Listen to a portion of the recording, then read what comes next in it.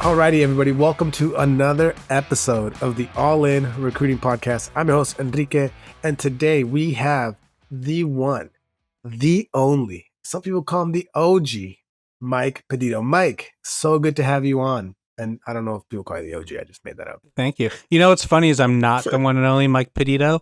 No!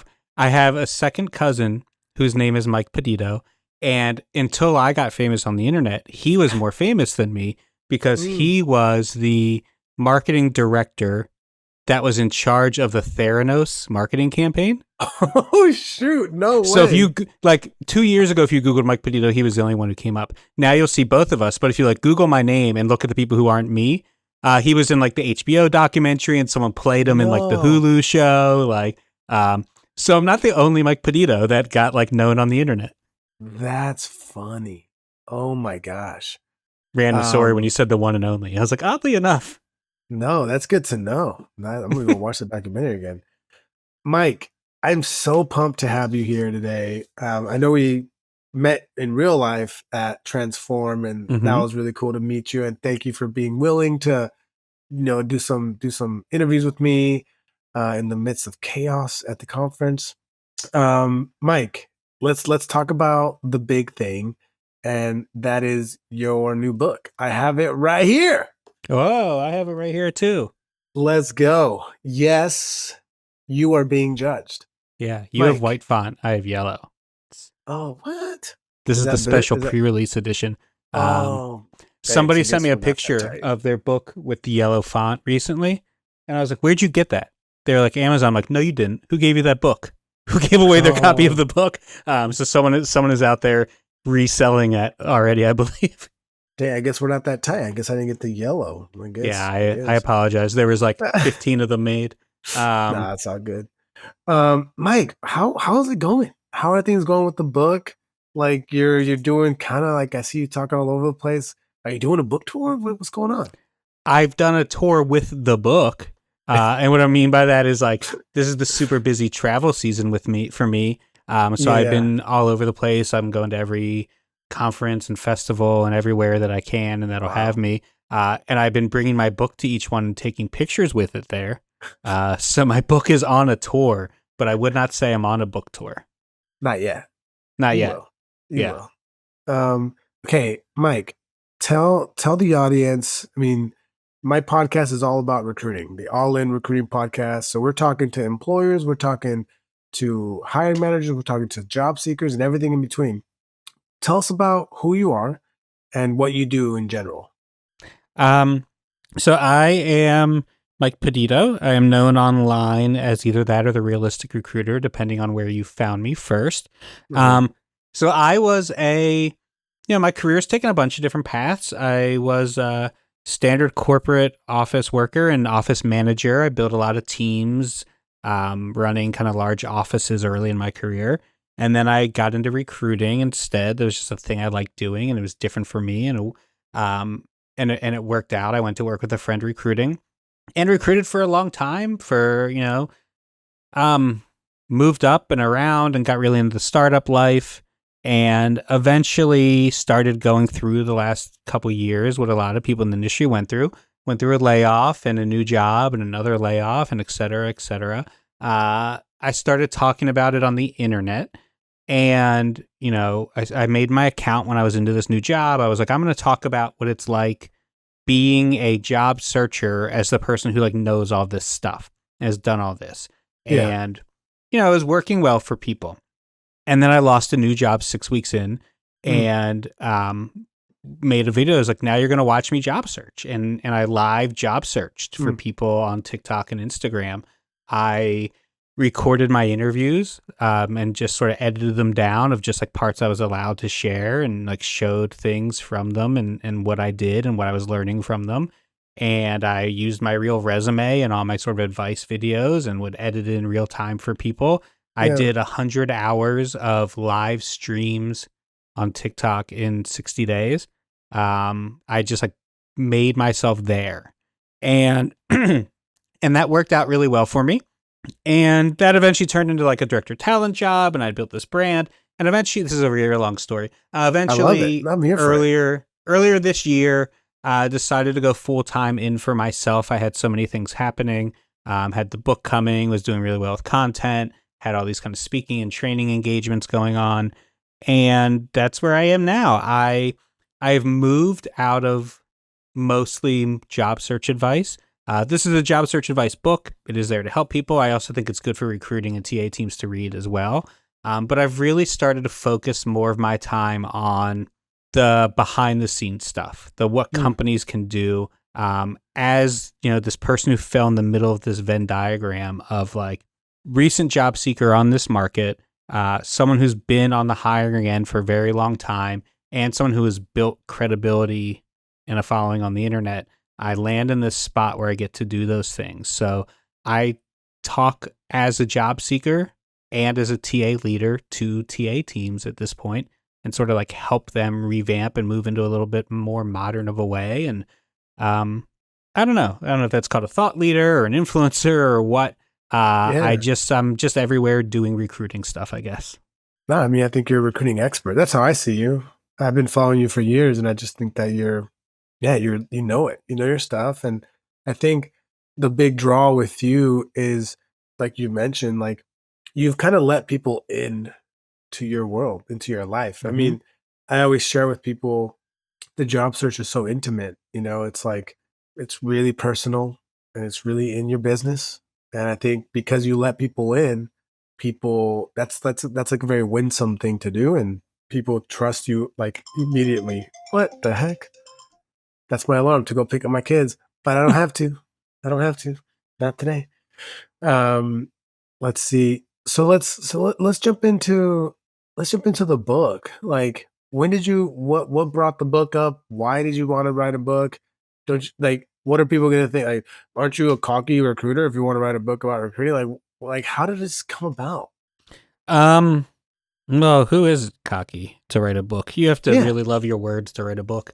yeah, Um, you know, it was funny. It was a conversation I had with Evan White, who we both yeah. know, right? He produces Yep, the yep. Purple Podcast shows, of course, and Mr. or Evan. Yeah, Purple yeah. Acorn shows, and um, he told me he told me about a friend of his who essentially had taken a whole bunch of like scripts that somebody had made for it was video or something else, Mhm. and kind of just like fed them into an AI and turned into a book.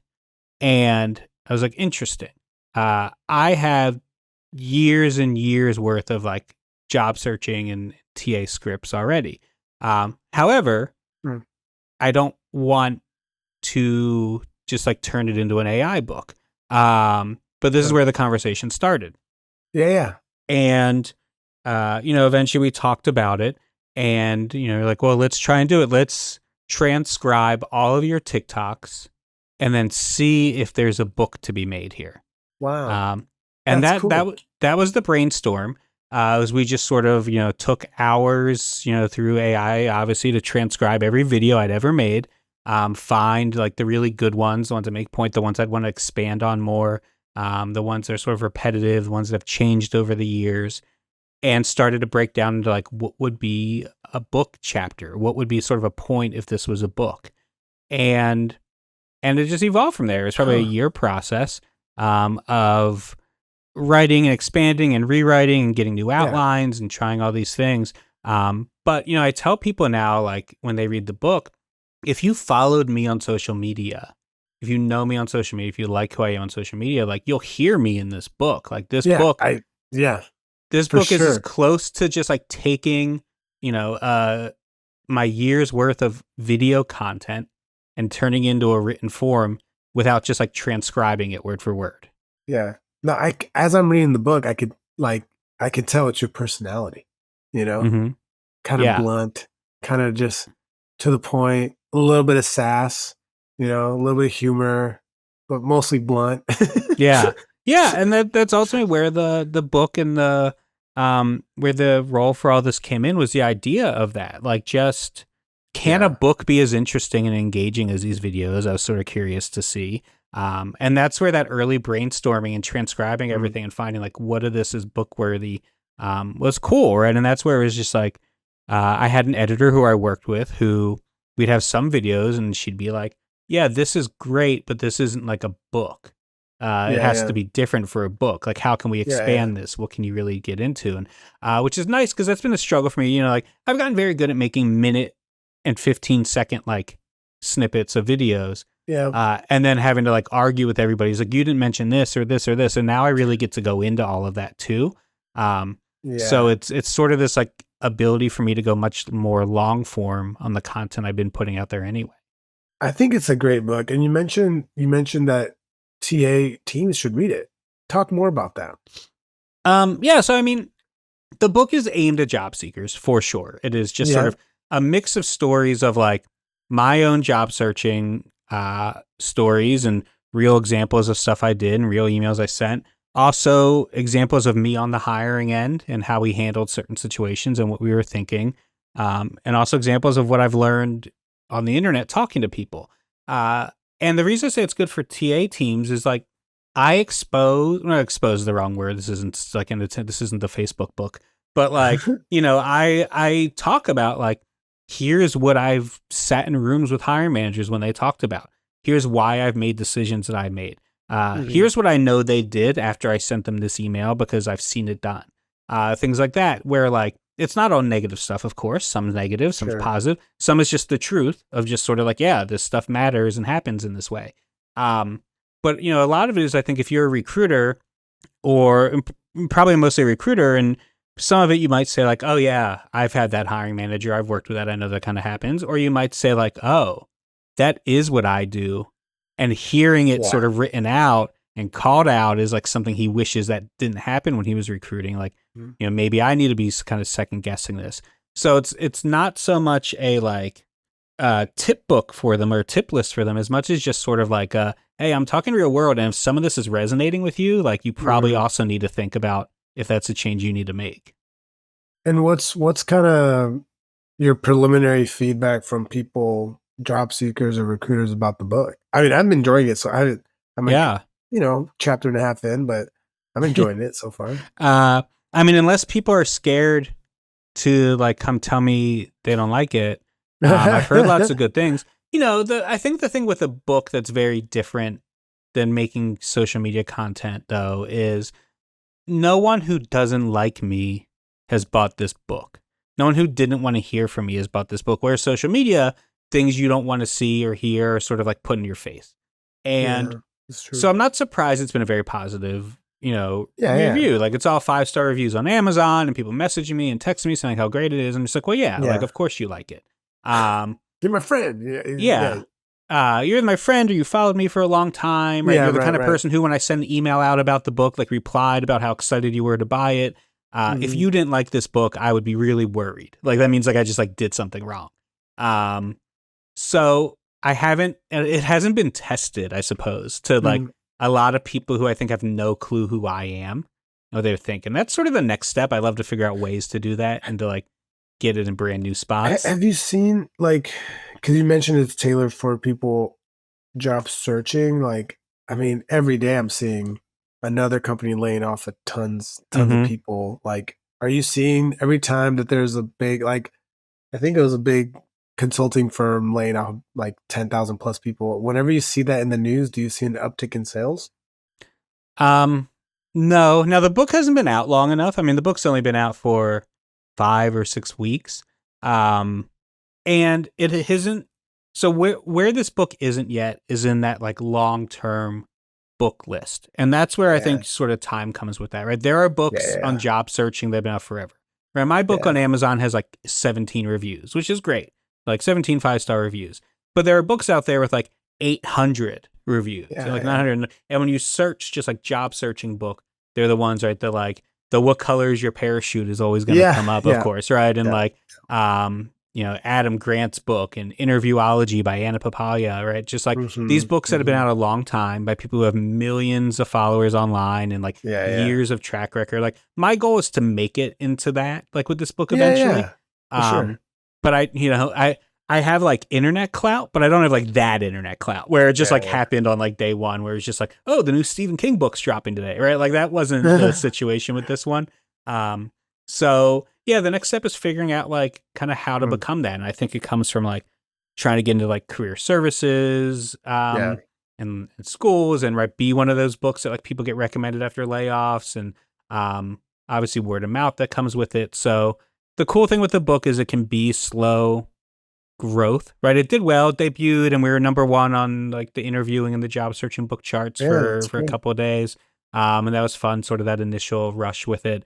And then that question comes of like, now how do you get all the people who don't know me and would discover me probably through this Right. book, not through Hmm. social media, to buy the book? Do you find that an interesting thought experiment to think? Because I feel like I've met you online through your content, Mm-hmm. and then I met you in person, and to me it was like the same. It felt the same. I was like, oh, like the Mm-hmm. vibe was positive, the energy was good, humble, engaging person, sweet. Like this adds up. Like what I experience online adds up with the in person. And then when I'm reading your book, it's the same thing. I'm like, man, Mm-hmm. I could feel Mike in the book. So if someone meets you first via the book, Mm-hmm. and then they get introduced to your world online and see you at conferences and stuff like that, like to me it's all going to be the same. Like it's going to be the same vibe. Like it's not you don't, I mean, unless you do change, I don't know, like you don't really change, your demeanor, the way you show up, it's very the same across platforms and wherever you might be. I think that's a good thing. I try to be like that, from my content to in person and things I might write on LinkedIn. But I think I'd rather be like that. I think we should be like that than I've met other people in our realm of industry, and I meet them and they're just like kind of punks. Like Mm-hmm. they kind of brush me off. And I'm like, whoa, I just Yeah. got brushed off. Um, Like, whoa. Like I mean, you know how I, they say never meet your heroes or whatever, because yeah, yeah. I can only hope one day to be so famous that I can brush people off when What? they come up to me. No. No, you Um, don't. no, but well, I hope to be so famous that like it's an option to do that.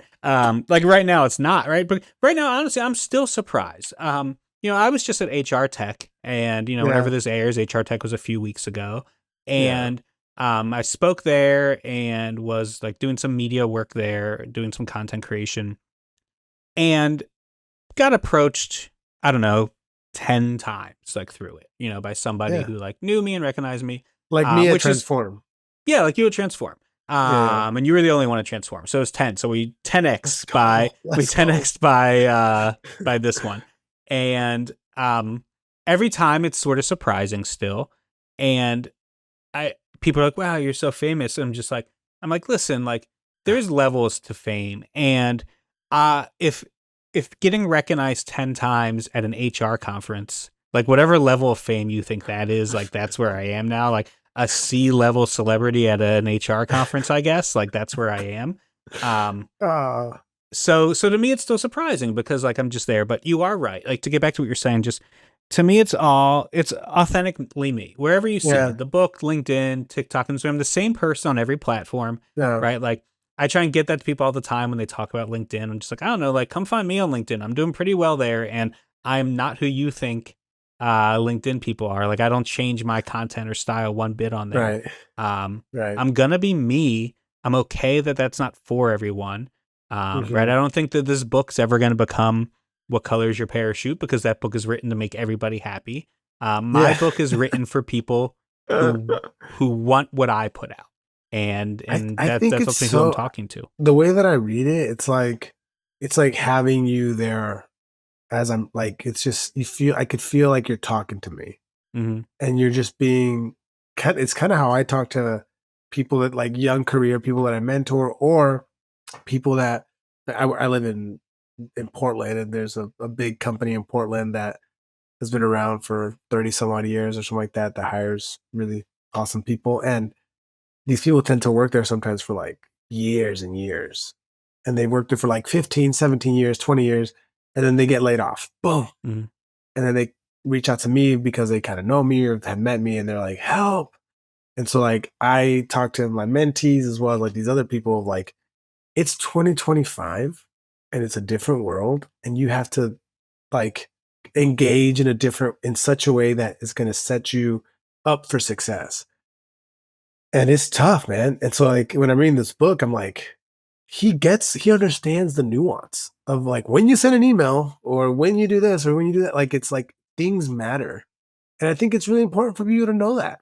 And I think your title, like, yes, you're being judged. It's a little bit of an attention grabber, kind of like, whoa, no one likes to be judged, but you kind of you just let it like you let people know what the real thing is that's going on. Kind of like you said, you're not exposing, but you're kind of just sharing. Hey, this is what I've seen. You know?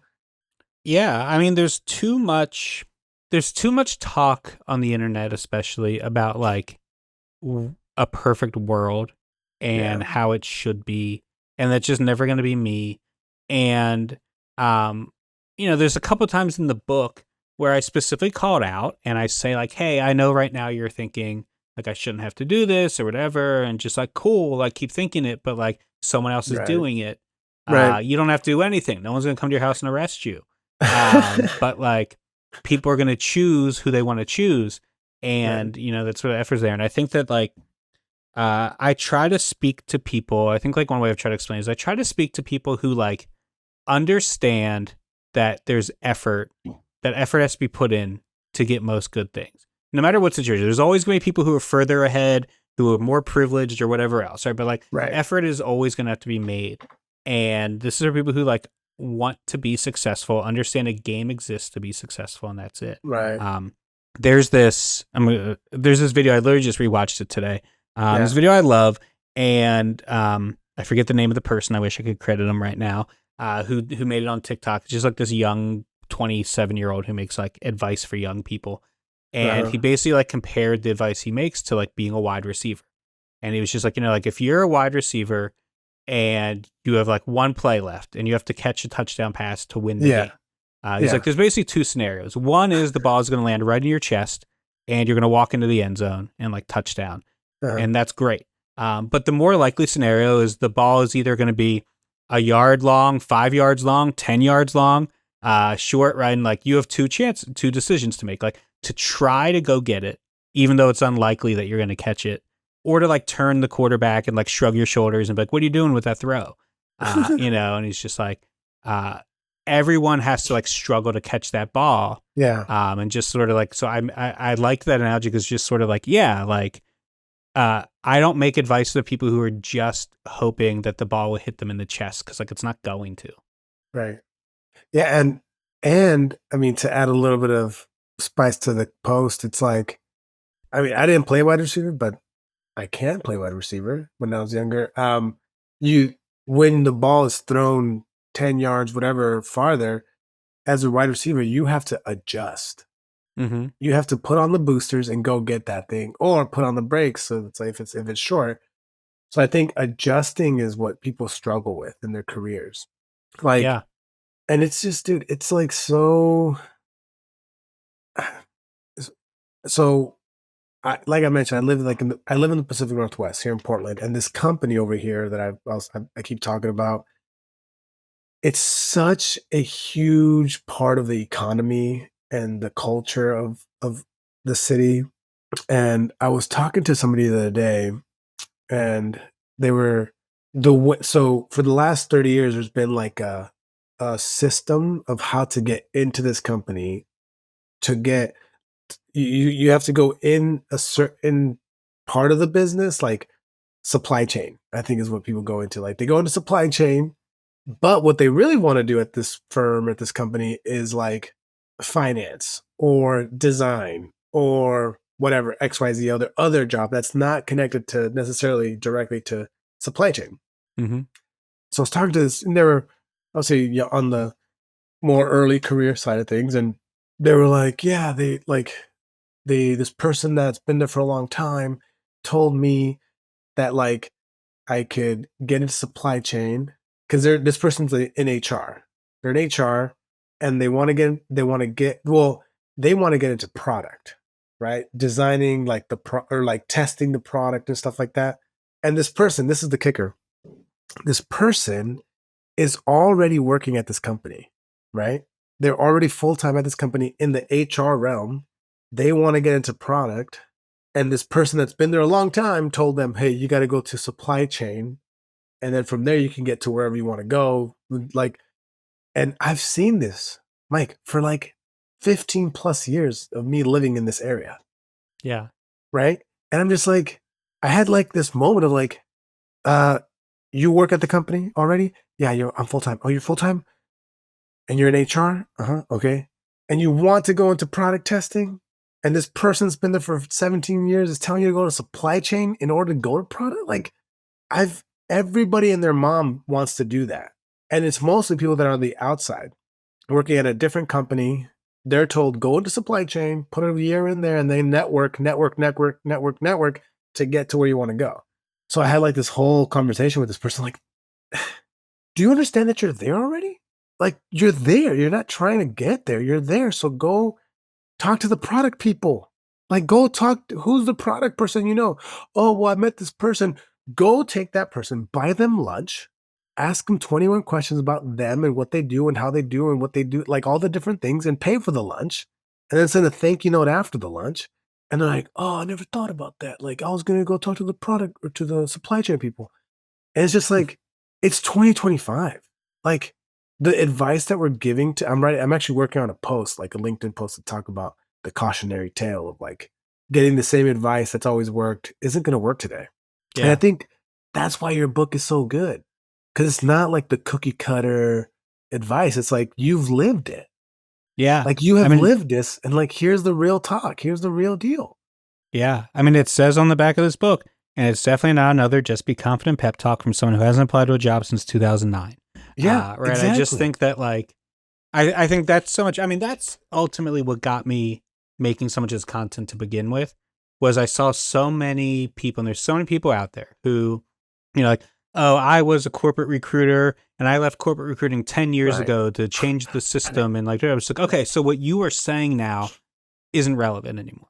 Some of it still is, right? Of course, like some Yeah. things like always last, but like I can't take this like stuff from that, or people who haven't job search, right? There's so many recruiters out there giving advice nonstop who Right. have just not gone through it recently, and like don't, and like will not acknowledge what it's actually like. Now, listen, I'm not here for job seekers to like make excuses or to make excuses for them or what, but it is just one of those things that like if you haven't felt this recently, then you need to. We don't need to. I hope Yeah. you don't. But like, I have a really good friend who just lost her job and she's a Right. recruiter and she's got a great career, but she's on the market. She's never struggled to get a job like many people.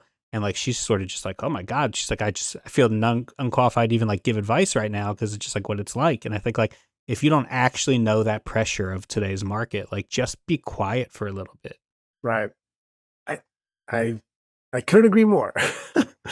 All right, Mike. I want to talk a little bit about the professional life, but also like I see you online. You've been posting a little bit more about parenting and being a dad. Tell me what it's like to be a parent. Um, it's hard. It's that's a big question. Um, I don't know. It's a lot. And I think every parent knows that. And I think what I try and post about or talk about, like the reason I give people sort of like that insight is one, because again, I want you to know me and like what drives Yeah. me and the decisions I make. Two is I think every parent knows like how easy it is to be humbled as like a parent, how like having kids humbles you in like a totally different Every way. day. Yeah. Like, I mean, my son just wrote me a card the other day and he came downstairs and handed it to me. It just said worst dad ever. And he just like gave it to me and just walked away. And I was just like, okay. Um, you know, How old is this kiddo? he's almost 7. I And have he a was like mad at 7-year-old. me and he was like up in his room, like stewing. And that's how he decided to take his emotions out. I'm like, okay, like, Wow. you know what? It's You better than should coming tattoo down and that. like Get screaming and that. punching or whatever else. You wrote it on a piece of paper and you brought it to me. Cool. Get that But tattooed right yeah. there. Just Um, And then when he felt better, he threw it away and he said, I didn't mean it. So it was just sort of like, oh okay. But it's humbling in that way. And I also think that being a working parent is really hard. And everybody who works and has kids knows that. And I always try and say, like, when I talk about this stuff, like, this is not a ranking system, right? Like, when we talk about these things, it's not about, like, who has it harder, parents versus non-parents or anything else, right? It's just a matter of, like, this is my experience. So it's what I yeah, talk about. And other working parents can relate to it. And if you can't, like, that's yeah, okay. I just think it's sort of like all that part of it, right? Like I know the pressure of job searching, right? I wanted yeah. that to be like known too. Like, um, you're job searching, and I was for a while in my career. Right now, my wife fortunately has a role where the kids are on benefits with her, and it lets me sort of Nice. like do the Yeah. freelance life that like I've Same here. adopted for myself. Yeah, yeah. Um, but like for a long time, the benefits were on me. When I had my first layoff, I was the only one working. My wife didn't Yeah. have a job at that time, and benefits were all on me, and pay was on me, and that's a pressure Yeah. that like people don't, or people know or they don't know, and your Yeah. kids don't really understand. And it also changes being on the job search and being laid off, right? It changes your like wiring a little bit, Yeah, yeah. and For it sure. like you act different at home, right? We went through a really rough patch a couple Yeah. summers ago where my wife just started her new job. She was no longer stay at home, so we had a whole new like routine at home. Yeah. And I was sort of like dealing with like a layoff and the feelings that come, and like being unemployed for the first time in my life with like two Yeah. young kids home with me now who like had been home with her. And I was stressed. And like, I mean, there's yelling. There was a tough like several months, right? It was like Yeah. me and my wife butting heads, me and my kids butting heads, like Yeah. the like uh, and I talk about that stuff because it's just sort of like that's life. Like it's Yeah. all when people say keep LinkedIn professional, like that is all part of professional life. Yeah. People show up to work as who they are.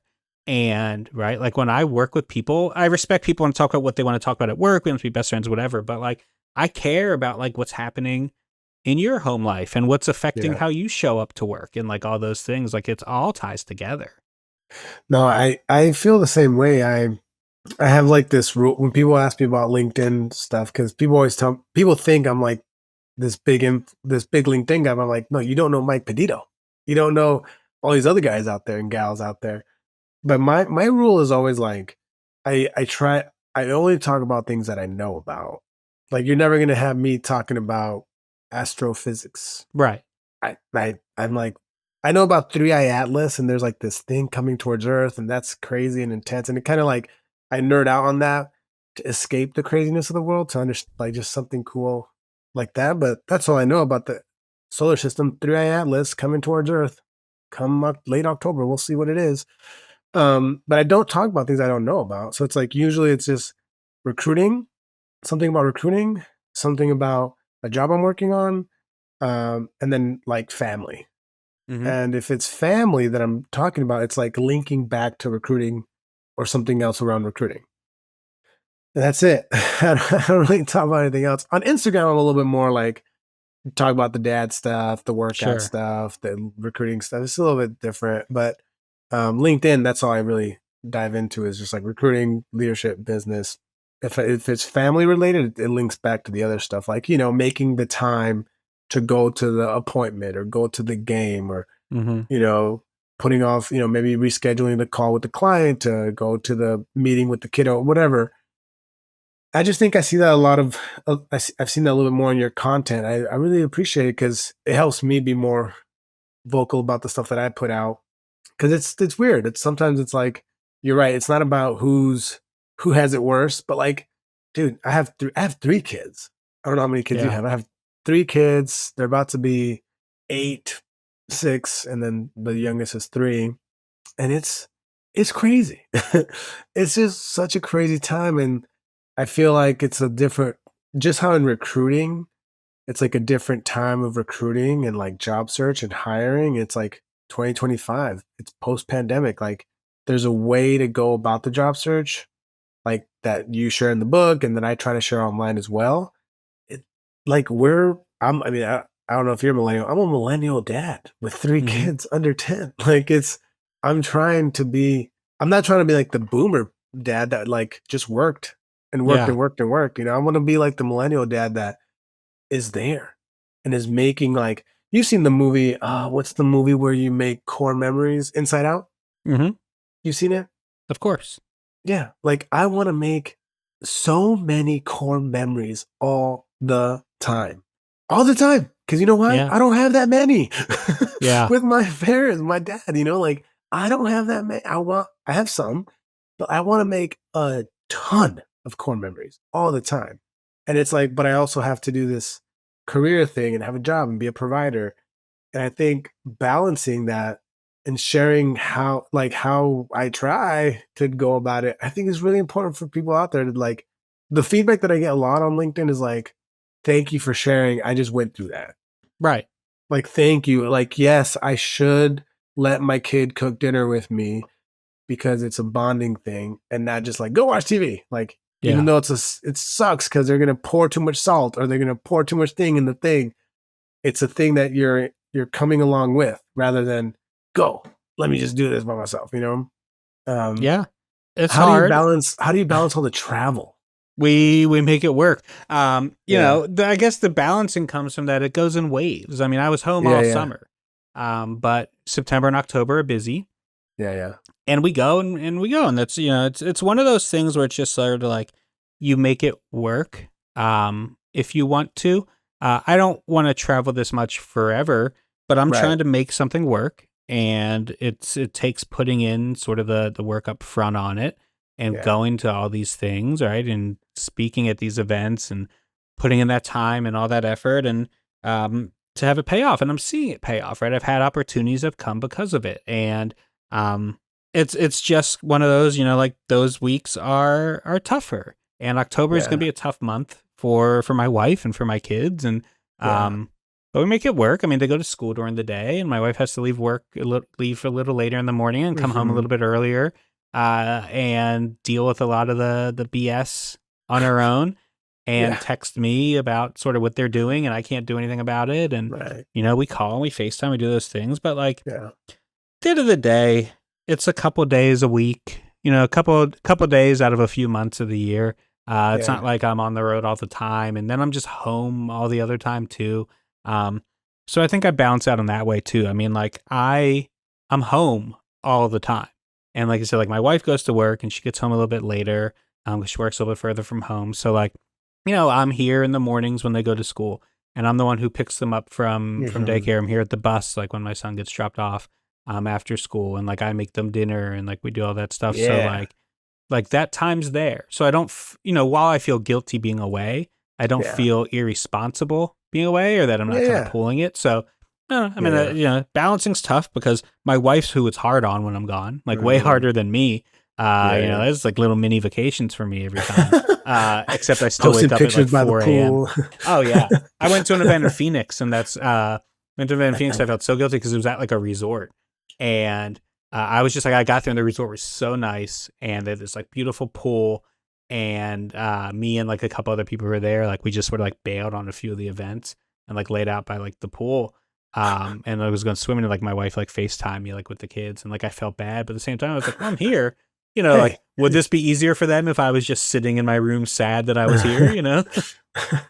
That's so cool. No, it's good, man. I really appreciate you sharing, about your family and stuff. I think it's cool to see that side of the person because, the other side is all the work stuff and all the professional things, all the advice stuff of like, do this XYZ thing for your job Hmm. search. And I think when people see the real person and like and feel you and be like, oh, he's a dad, he's a Hmm. husband, like he gets it. Like I think it opens up a way bigger pool of people that will be able to kind of see and feel your content. It's really cool.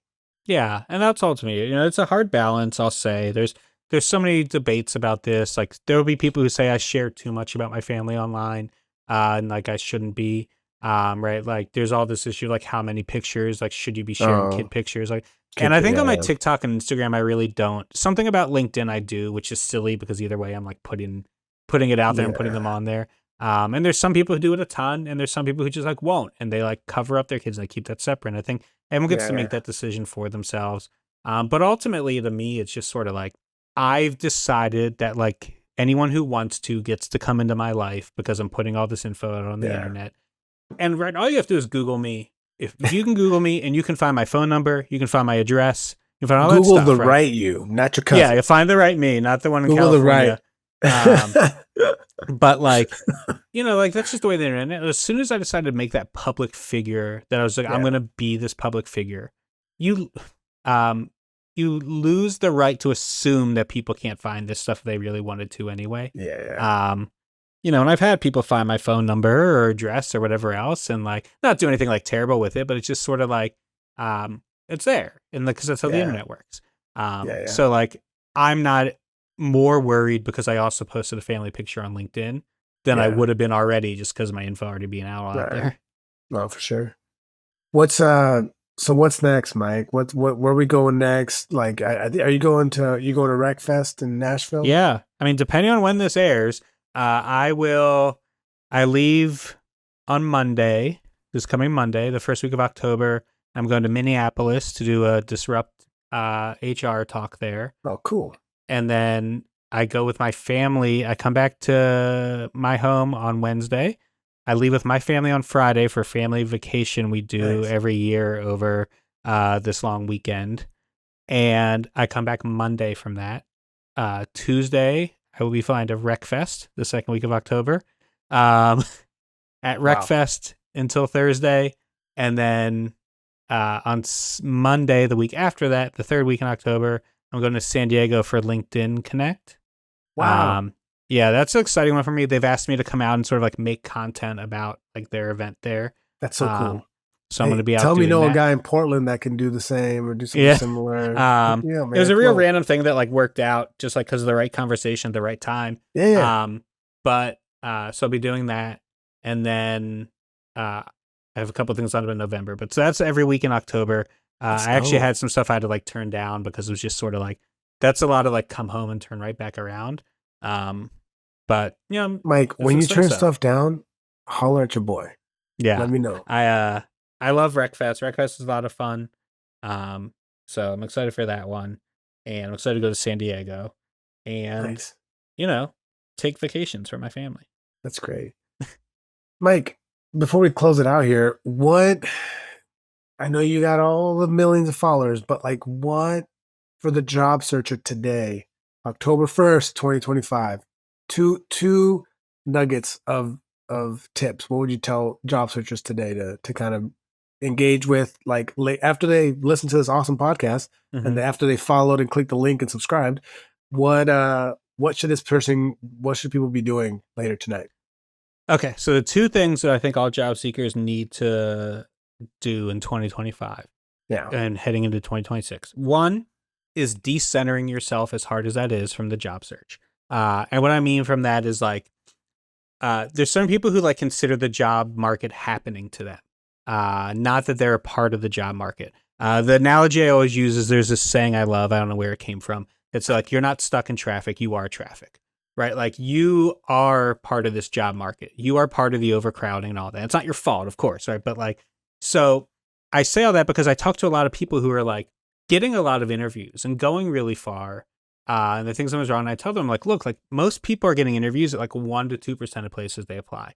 And the people who make it to a final round interview and come in like second place or third place, you were second or third out of like hundreds of potential Yeah. applicants. And the 100, yeah. person they hired is likely far more at that point because of like something they did than anything you did.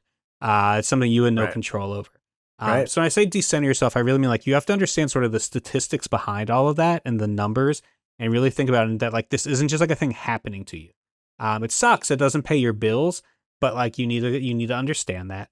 The other thing I would say is stop being scared to not get hired. This is like the thing I Mm, push. So much of my advice mm. is based on this, right? I give a lot of advice for people who want to stand out as different, and I don't mean doing it in like a super brash way, but I encourage people to play hard to get, even though it feels like you got an interview and you're desperate and you feel lucky to get that interview. Playing a little bit harder to get in the interview, like pushing a little bit harder on the questions you ask, coming across as someone who just like isn't in need of whatever job they can get, but really making sure they wind up at the right spot. Because that's ultimately who someone wants to hire. They don't want to hire the person most desperate and Yeah. most in need. And I get pushback on a lot of advice I give that just says that, like, well, I am desperate. I am scared. I'm like, then hide it for a little bit, because nobody hires that Hide it person. for a little bit. Yeah. Yeah. Dude, And that's such good advice. I give I mean, we're in the same world, so it's like of course it's all similar, but I tell people, man, like you need the way I tell people like you need to be your biggest advocate. Like you are the Super Bowl of you. mhm, No one else is going to think that of you. Like you have to be able to come in and own yourself. yeah. And I think you're right. I think you said decentralizing yourselves from the hiring process or Hmm. from not being hired. None Man, of it's about you. that is such a like great point because people think it is. People think, Sure, because it's your oh, life. and I think how don't you wish there was like a thing you could just download onto people bloop, to like make them not Yeah. think that Yeah, like and that's why I always go to the traffic metaphor, right? Just so that people are always complaining about you being stuck in are traffic. traffic. And I'm just Yeah. like, you're as guilty of making the traffic as every other car on that road right now. Right? Like they didn't all build around you. Like you're Yeah. slowing someone else down behind you. Right? We're So then we're all what do part you of tell this. the person that's on LinkedIn, they're like looking and they see like the job that they want to apply for and it's like LinkedIn tells them 100 plus people applied. Mhm. What like do you say apply? Yeah. I mean, what are your chances if you don't apply? It's zero, right? If you Zero. don't, yeah. Right. What are your chances to apply? Like, I don't know, one. It's still not good, but it's not zero. So Right. you apply and you do all the things. You do all the tips and tricks and all the stuff you've learned that you say never works because it only is going to work the time you get hired, and like you do it again.